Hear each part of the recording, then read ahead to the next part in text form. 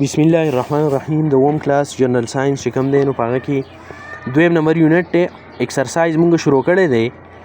اوس سی نمبر سیکشن دی، شارټ کوېسچنز، مختصر سوالونه او د هغې جوابونه ما لیکلي دي.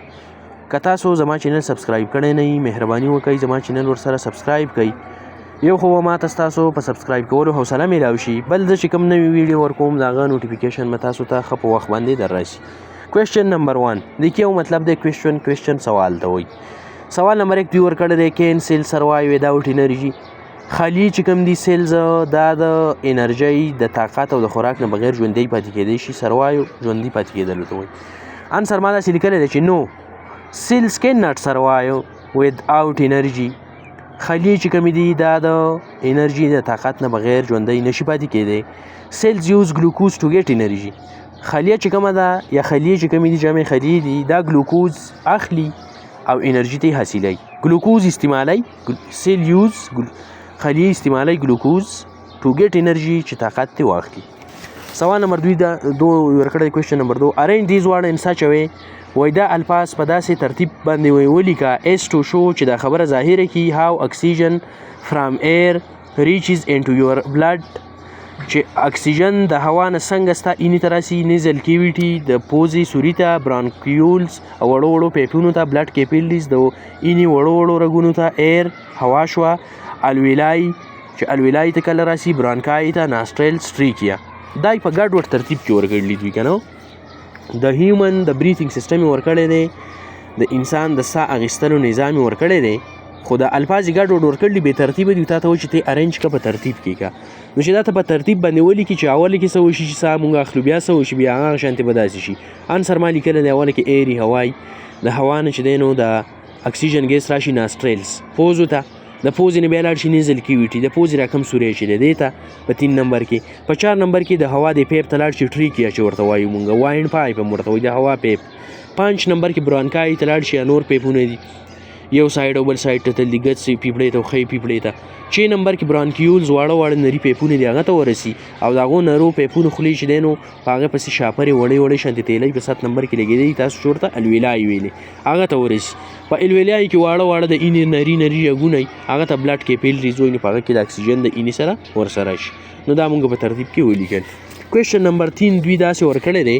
چې ویچ سبسټانس آر ټرانسپورټډ بلډ. دا اینه چې کومه ده نو دا کم قسم اشیا چې دی نو وړي ترسیلي کوي، د څه څیزونه ترسیل کوي چې په دې وجود کې وړي. نو هغه اینې چې کم څیزونه وړي نو هغه دا دي. انسر ما لیکلی دی چې دا اینه د ځان سره واټر، اوبه، نیوټرینټس، خوراک، غذا، ګیسونه، ګیسز، ویسټ، پالتو څیزونه اینډ کیمیکلز، او څه کیمیایي څیزونه هم په دې وجود کې چې لکه ورته هارمون وایي، آینز ایټسټرا. دا ځان یو غټ ټاپک دی د هارمونز او آین. خو بس تاسو دلته دومره یاد ساتئ ما پکې لیکلی دی چې دا اینه چې کوم دی نو دې څیزونو سپلای کوي او دا په دې وجود کې وړي. آر ټرانسپورټډ بای بلډ فرام ون پارټ اف د باډي ټو انادر. دا اینه د یو ځګي نه بل ځګي ته په وجود کې د یوې حصې نه بلې حصې ته وړي. اوس ورسره چې دوی ورکړی دی کوېسچن نمبر 5 هاو د بلډ سرکولیټ اراوند د باډي. وایي دا اینه په دې وجود کې چې دی نو سرکولیشن څنګه کوي. سرکولیټ ګردش ته وایي، تاویدلو ته وایي. وایي دا اینه په دې وجود کې څنګه تاویږي. نو انسر ما داسې لیکلی دی چې بلډ سرکولیټ اراوند د باډي تھرو د سرکولیټري سیسټم. دا اینه چې په دې وجود کې ګردش کوي او پکې ګرځي نو دا د یو نظام په ذریعه باندې ګرځي او هغه ته سرکولیټري سیسټم وایي. د اینې نظام یا نظام دوران خون ورته وایي، ګردشي نظام ورته وایي. په دغه نظام کې څه دي هغه تاسو ویلي که نه په سرکولیټري سیسټم کې چې اینه وپکي، د اینې رګونه وپکي او زړه وپکي. دا درې واړه څیزونه چې رایوځای شي نو دا یو نظام د انسان په وجود کې جوړی، هغه ته سرکولیټري سیسټم وایي او د هغه په ذریعه باندې په دې ټول وجود کې اینه بیا ګرځي. نو دلته وایي چې هارټ پمپ د بلډ فاسټ ټو د لنګس. اوله کې داسې وشي چې کومه ګنده اینې په زړه کې هغه د زړه چې دی نو پمپ کې ویلېږي چېرته ګردو پیپړو ته، لنګس پیپړو ته وایي، پاړپوسونو ته، ټو ګیټ اکسیجن چې اکسیجن ګیس هلته واخلي. دین بلډ کم بیک ټو د هارټ، بیا د زړه ته دا اینه واپس د زړه ته راشي. اینډ اګین پمپ تھرو ارټریز ټو د ریسټ اف د باډي. بیا د زړه چې کوم دی نو دا د آرټریز په ذریعه باندې د ټول انسان د ټول وجود ته چې دی نو د آرټریز هغه رګونه چې د زړه نه وتي دي او د اکسیجن سره چې کومه اینه پاکه اینه هغه د انسان د ټول وجود ته ورسوي ټو د ریسټ اف د باډي د انسان د باقي ټول وجود ته چې دی نو د آرټریز په ذریعه باندې بیا د زړه نه دا اینه ورسي نو دلته دا خبره شو چې دا اینه چې سرکولیشن کوي په د بلډ په د وجود کې ګرځي دا بلډ دا اینه نو دا سرکولیټری سیستم په ذریعه باندې کوي او په سرکولیټری سیستم کې داسې کار دی چې پاکي اینه د زړه دی د اینې رګونه نو هغه خبره خو کې ما نه ده لیکلې ضرورت نه و دلته خو مطلب دا شو چې د زړه اول د صفایي دپاره دا اینه ویسي پیپلو ته چې هلته ورسره اکسیجن ور یوځی شي او بیا واپس د زړه ته راشي دا اینه نو بیا یې د پمپ کي د آرټریز په ذریعه باندې او بیا د انسان د وجود هرې ویسې ته ورسي نو په دغه طریقه باندې د سرکولیټري سیستم د ګردشي نظام چې کوم دی د دې په ذریعه باندې دا اینه چې دی نو په وجود کې سرکولیشن کوي او غیر چاپیره ګردش پکې کوي او ګرځي سوال نمبر 6 دوی داسې ورکړی دی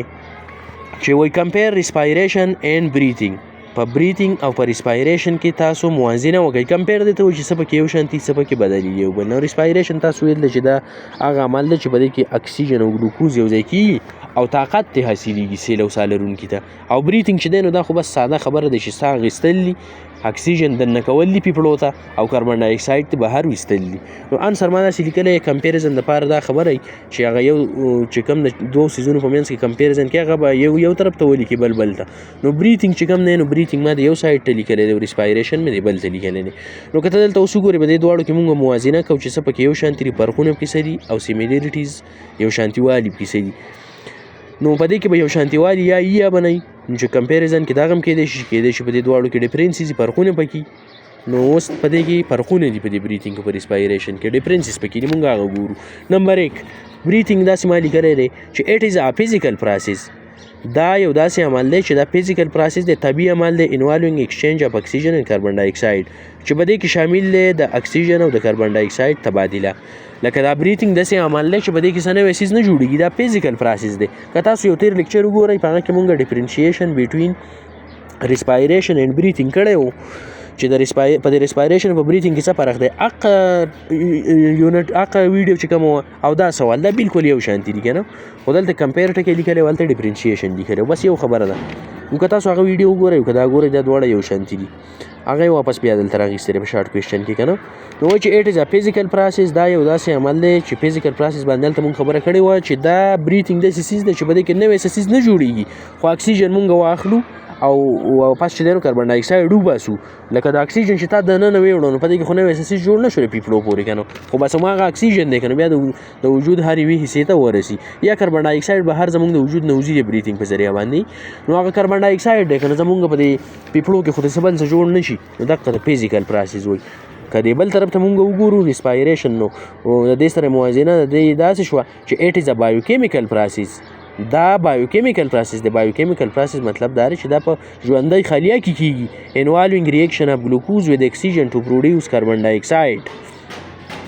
دا داسې عمل دی دا ریسپایریشن چې دا په خلیه کې کیږي او دا کیمیایی عمل دی کیمیایی عمل دا دی چې دا هغه فزیکل پروسس دا کیمیکل پروسس دی ته ویلی شي دا کیمیکل پروسس دی چې په دې کې به نوی څیز جوړیږي لکه اکسیجن د سیل ته راغی خلیې ته او ګلوکوز ورسره راغله دا دوه ناشنا جدا څیزونه نو د دې نه کاربن ډای اکساید او انرژي جوړه شي اوبه ترې جوړې شي نو چې نوي شی نه جوړه شو نو دې ته بایوکیمیکل پروسس وایي چې په ساه لرونکي کې وشو او چې هسې وشي نو هغه ته بیا کیمیکل پروسس وایي لکه اوس اکسیجن او دغه رایوځای شي هایدروجن اوبه ترې جوړې شي نو هغه کیمیکل پروسس شو دې ته بایوکیمیکل پروسس ځکه و چې دا په ساه لرونکي کېږي په خلیه کې کېږي نو دا اولنی فرق شو چې ریسپایریشن کیمیکل پروسس دی بایوکیمیکل پروسس دی او دا بل بریتینګ چې دی نو دا فزیکل پروسس دی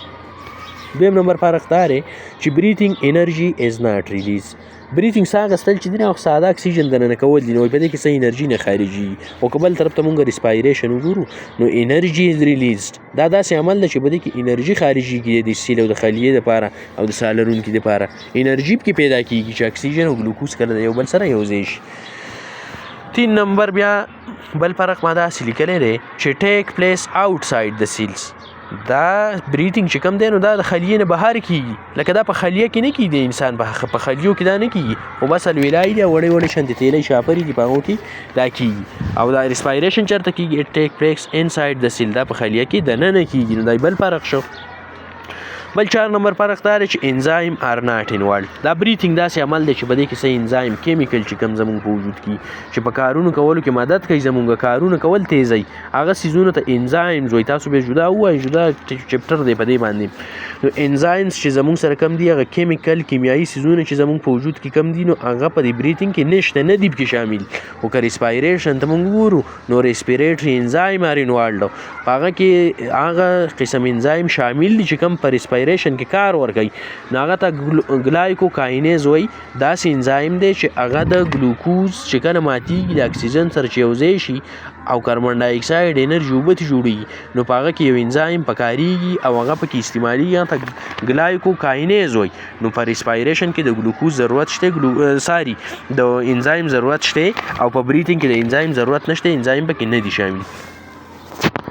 که تاسو زما په دې چپټر کې پوره چپټر تاسو وګورئ ویډیوګانې که په څه ځای کې تاسو ته څه مسله وي نو تاسو زما نه په کمنټ کې تپوس کولی شئ او زما په یوټیوب چینل کې زما نمبر هم شته تاسو زما سره په واتساپ باندې هم رابطه کولی شئ جزاک الله خیر